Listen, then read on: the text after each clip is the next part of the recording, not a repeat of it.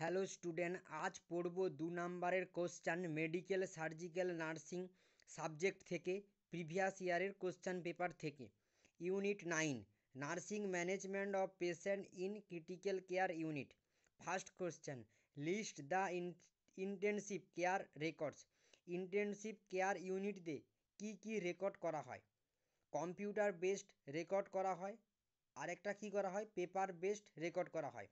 এর মধ্যে কি কি রেকর্ড থাকে? অ্যাডমিশন রেকর্ড করা হয়, ডেলি কেস নোট করা হয়, হ্যান্ড ওভার সামারি লেখা হয় অ্যান্ড ডিসচার্জ সামারি লেখা হয়।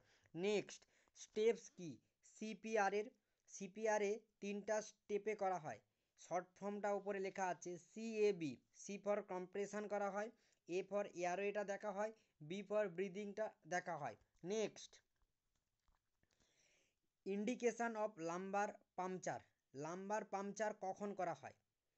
ডায়াগনোসিস অফ সিএনএস ইনফেকশান, যখন সেন্ট্রাল নার্ভাস সিস্টেমে ইনফেকশান হয় সেটা ডায়াগনোসিস করার সময় করা হয়। Treatment of intracranial hypertension, intracranial হাইপারটেনশানের ট্রিটমেন্ট করার টাইমে। ডায়াগনোসিস অফ সাবক্যারিওনেট হেমারেজ, এসএইচকে ডায়াগনোসিস করার টাইমে করা হয়। আর কি? Infusion of anaesthetic. এইসবের কারণে বা এইসবে লাম্বার পাংচার করা হয়। আশা করি আজকের ভিডিওতে তোমরা ইউনিট 9-এর টোটাল 4টা কোয়েশ্চেন বুঝতে পেরেছো। ওকে, থ্যাংক ইউ সো মাচ।